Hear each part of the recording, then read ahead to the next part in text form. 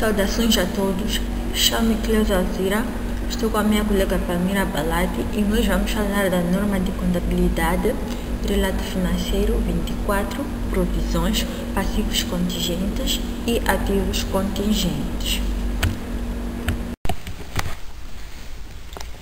O nosso trabalho está estruturado da seguinte maneira. Temos primeiro os objetivos, de seguida o âmbito, a introdução, reconhecimento, mensuração e divulgações, dúvidas frequentes e, por fim, exercício prático. Esta norma tem como objetivo assegurar a aplicação de critérios de reconhecimento e bases de mensuração adequados para provisões, passivos contingentes e ativos contingentes. E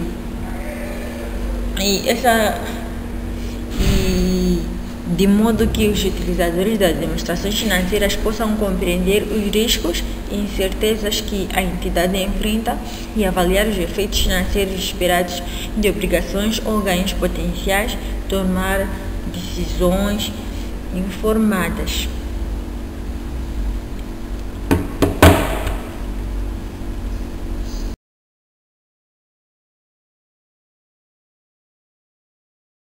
Temos aqui o conceito de provisões, que é um passivo de momento ou quantia incerta, mas que a empresa espera que ocorra com elevada probabilidade. Por exemplo, uma empresa sabe que terá que pagar uma multa ambiental, mas ainda não sabe o valor exato. Então registra uma provisão com base numa estimativa. E também temos o exemplo, temos a definição do passivo contingente, que possível ativo contingente, possível ativo que tem origem em acontecimentos passados cuja existência somente será confirmada pela ocorrência ou não ocorrência de uma ou mais acontecimentos futuros incertos que a entidade não controla totalmente.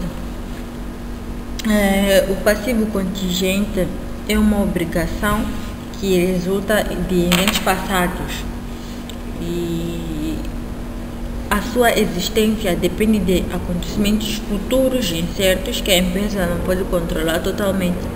Temos como exemplo um cliente que entrou com o processo judicial contra a empresa. A empresa pode ser obrigada a pagar, mas ainda assim não sabe se vai ganhar ou perder a sua causa. E também temos a dedução de ativos contingentes, que é uma obrigação possível que tem origem em acontecimentos passados e cuja existência somente será confirmada. O ativo contingente é um possível ganho que a empresa origina por evento passado, mas ainda não está garantido. Depende de fatores futuros incertos fora do controle da empresa. Temos como exemplo, a empresa processou um fornecedor e pode receber uma indemnização, mas o tribunal ainda não decidiu a sua causa.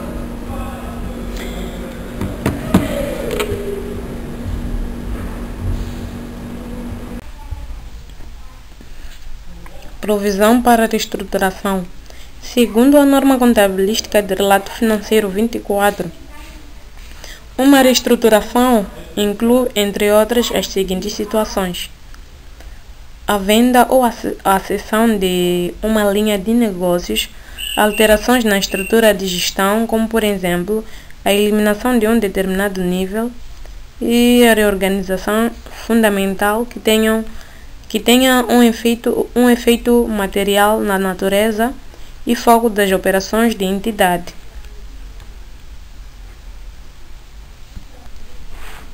A provisão para a reestruturação refere-se a uma reserva financeira que uma empresa estabelece para cobrir custos associados a mudanças significativas em sua estrutura ou operação.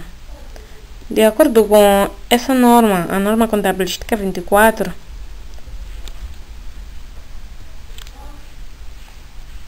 Essa provisão é reconhecida quando a empresa tem um plano detalhado de reestruturação e tem a intenção de implementá-lo. Em situações que constituem reestruturação, a venda ou cessão de uma linha de negócios. Se uma empresa de eletrônicos decide vender sua divisão de televisores para se concentrar no desenvolvimento de dispositivos móveis, ela pode criar uma provisão para cobrir os custos relacionados ao fechamento dessa linha de produtos, como indenização a funcionários. Na alteração na estrutura de gestão, se uma empresa decide eliminar um nível hierárquico que na sua administração para aumentar a eficiência, isso pode resultar em dimensões e, portanto, a empresa deve provisionar os custos de rescisão e treinamento para os funcionários que não permanecerão. E por fim, nas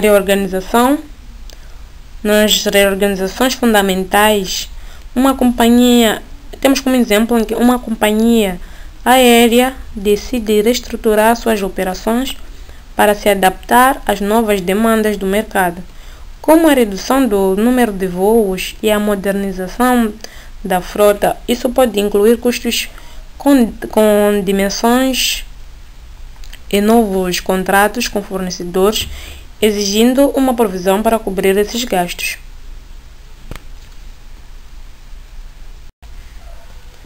Passivos contingentes. As contingências, que por exemplo são relacionadas com um processo judicial, podem ser assim classificadas relativamente a probabilidades de materialização da perda. Pode ser classificada como perdas prováveis, perdas possíveis e perdas remotas. Os passivos contingentes, que são obrigações que podem surgir dependendo do resultado de eventos futuros incertos. Na sua classificação de perdas prováveis, essas perdas prováveis que são aquelas em que é mais provável que a perda ocorra, como por exemplo, se uma empresa está sendo processada por um ex-funcionário e os advogados já acreditam que a empresa perderá o caso. Essa obrigação deve ser reconhecida nas demonstrações financeiras e a empresa pode precisar gestar uma provisão para cobrir o valor estimado da indenização. Nas perdas possíveis, essas situações onde existe uma chance razoável, mas não certa, de que a perda ocorra. Temos como exemplo uma empresa que pode ser processada por um cliente, mas os advogados acreditam que as chances de perder o caso são apenas de 30%.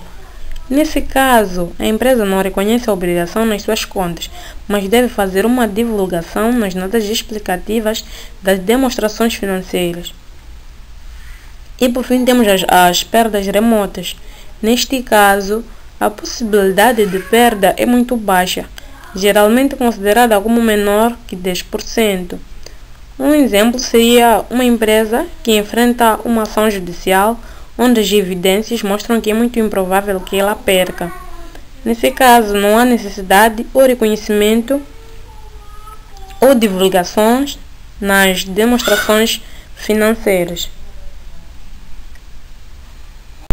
Ativos contingentes. Os ganhos contingentes podem ser classificados em ganhos prováveis, que são aqueles em que a possibilidade de acontecer é alta, mas ainda não é praticamente certa. Temos como exemplo uma empresa que moveu uma ação judicial contra um cliente por quebra de contrato. O advogado avalia que há 75% de chance de vitória. No tratamento contabilístico, não devemos reconhecer no balanço por prudência e devemos divulgar uma nota explicativa para informar os utilizadores das demonstrações financeiras. E também temos os ganhos possíveis, em que são ganhos com chance moderada ou incerta de ocorrer, ou seja, não se pode afirmar com confiança se acontecerão ou não. Temos como exemplo uma empresa que espera um benefício de um processo em que as chances de ganhar são incertas. Por exemplo, as chances de ganhar são de 50%. No tratamento contabilístico não se reconhece nem se divulga em nota com muito detalhe, a menos que o montante envolvido seja relevante aos utilizadores e deve ser informados as razões de transparência. E temos os ganhos remotos, que são aqueles cuja probabilidade de ocorrência é muito baixa, praticamente improvável. Temos como exemplo uma reclamação que pode gerar compensação, mas cuja chance de sucesso é inferior a 10%. No tratamento contabilístico não se deve reconhecer e nem deve se divulgar, pois é altamente improvável e irrelevante para as demonstrações. Reconhecimento. Uma perda apenas deve ser reconhecida quando a entidade tem uma obrigação presente em resultado de um acontecimento passado e pode ser feita uma estimativa fiável da quantia da obrigação, e deve ser reconhecida quando uma quantidade não deve reconhecer um passivo contingente e quando uma entidade não deve reconhecer um ativo contingente. Reconhecimento de perdas deve ser reconhecida quando a entidade tem uma obrigação presente resultante de um evento passado e consegue estimar de forma confiável o valor dessa obrigação. Como, por exemplo, se uma empresa vende um produto e posteriormente descobre que o produto estava com defeito, ela pode ter a obrigação de reembolsar os clientes. Nesse caso, a empresa reconhece a perda relacionada ao reembolso, pois tem uma obrigação presente e o reembolso, e pode estimar o valor, que é a quantidade de produtos devolvidos multiplicada pelo preço de venda. Os passivos contingentes é uma obrigação potencial que pode ocorrer dependendo da ocorrência de um ativo ou mais eventos futuros incertos. Se uma empresa está sendo processada por um cliente e não há certeza sobre o resultado do processo, a empresa não deve reconhecer esse passivo em seus livros contabilísticos até que haja uma decisão judicial. O passivo é considerado contingente porque depende do resultado do processo. E temos também o ativo contingente, que é um ativo potencial que pode ser reconhecido apenas se ocorrer um evento futuro incerto. Suponhamos que uma empresa tenha entrado com um pedido de indenização contra outra empresa e espera receber um pagamento. Enquanto o resultado do pedido for incerto, a empresa não deve reconhecer esse ativo em seus registros contabilísticos. Mensuração. A mensuração de uma provisão consiste em determinar quanto a entidade deve registrar como valor a pagar futuramente por uma obrigação incerta. Esta norma exige que a mensuração deve ser feita de forma prudente, realista e com base às evidências disponíveis à data do balanço.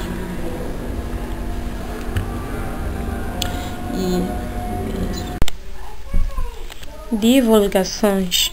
Para cada categoria de provisão, uma entidade deve divulgar a quantia registrada no início e no fim do período contabilístico, as provisões adicionais no período, incluindo os aumentos em provisões existentes.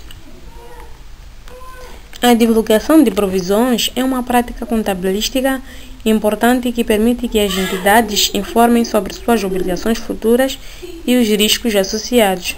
Provisões são passivos reconhecidos quando há uma obrigação presente, sendo ela legal ou não, resultante de eventos passados, e é provável que um desembolso de recursos seja necessário para liquidar essa obrigação. Temos a provisão para contingências legais. Uma empresa está sendo processada e acredita que, embora não tenha certeza do resultado, há uma probabilidade razoável de perder o caso. A empresa pode reconhecer uma provisão para cobrir os custos estimados da indenização. E a divulgação dessa mesma empresa Na divulgação, ela deve informar quanto foi provisionado no início do período e qualquer adição ou redução durante o período e o valor final da provisão. Temos também as provisões para garantias, em que uma fabricante de eletrônicos oferece uma garantia de 2 anos em seus produtos. Com base em dados históricos, a empresa estima que 5% dos produtos vendidos precisarão de reparos sob garantia. Na divulgação, a empresa deve divulgar o total das provisões para garantias no início do ano, as adições feitas com base nas vendas durante o ano e o saldo final após esses ajustes.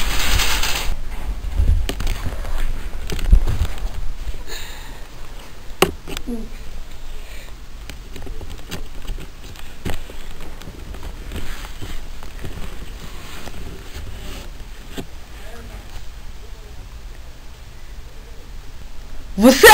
Tá chegando a guardar o telefone!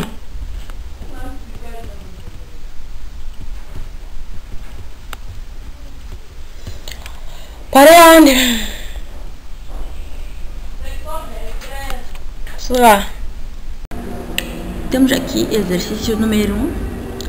Durante o ano N, alguns clientes sofreram uma intoxicação alimentar numa cadeia de restaurantes.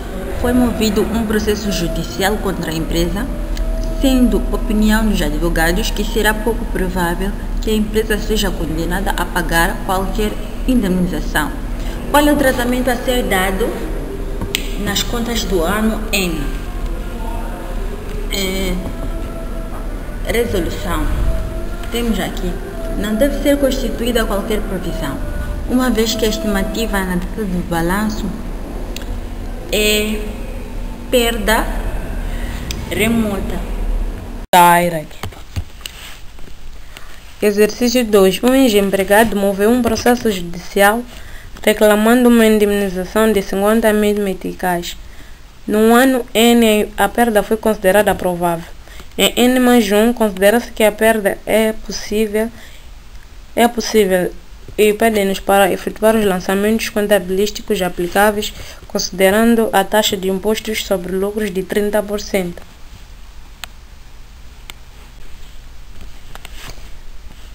Iremos fazer os lançamentos contabilísticos do ano N e o ano N+1.